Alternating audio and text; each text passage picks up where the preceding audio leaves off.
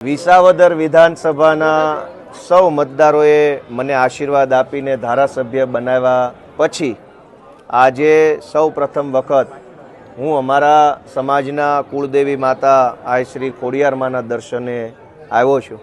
આજે મને આ પવિત્ર ખોડલધામ કાગવડ મંદિર ખાતે આવવાનું સૌભાગ્ય મળ્યું। આટલી વિશાળ સંખ્યામાં અમારા કાર્યકર્તાઓ પણ આ દર્શનના શુભ પ્રસંગમાં જોડાયા, એ બદલ હું મને ભાગ્યશાળી માનું છું। આજે મેં માતાજીને બે હાથ જોડીને ગુજરાતના સૌ ખેડૂતોને, ખેતી મજૂરી કરતા લોકોને, રત્ન કલાકારોને, પશુપાલકોને માતાજી સુખી રાખે, સમૃદ્ધ રાખે, એમના જીવનમાં સમૃદ્ધિ આવે એવી મેં બે હાથ જોડીને માતાજીના દીકરા તરીકે અને ગુજરાતના આગેવાન તરીકે પ્રાર્થનાઓ કરી છે। મને પૂરો વિશ્વાસ છે કે માતાજીની પાસેથી જ્યારે આપણે હૃદયપૂર્વક બે હાથ જોડીને કોઈ પ્રાર્થના કરીએ છીએ તે પ્રાર્થના ક્યારેય નિષ્ફળ નથી જતી। આજે માતાજીના આઈ શ્રી ખોડિયારમાંના દર્શન કરીને અમે ગુજરાત માટે અમે જે સંઘર્ષ કરીએ છીએ એ સંઘર્ષના રસ્તા પરથી અમે પાછા ન પડીએ, ક્યારેય અમે નિરાશ ન થઈએ, હતાશ ન થઈએ અને ગુજરાતના ખેડૂતો માટે અમારી લડાઈ ચાલુ રાખી શકીએ એવા આશીર્વાદ માગ્યા છે।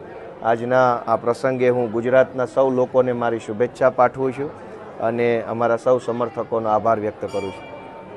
ગોપાલભાઈ, રાજેશ વેકરિયા જે સીએમ ઉપર હુમલો કરેલો, તમે ગૃહમંત્રી ઉપર એક જોડું ફેંકેલું હતું, તો તમારા ઉમેદવારો છે આગામી?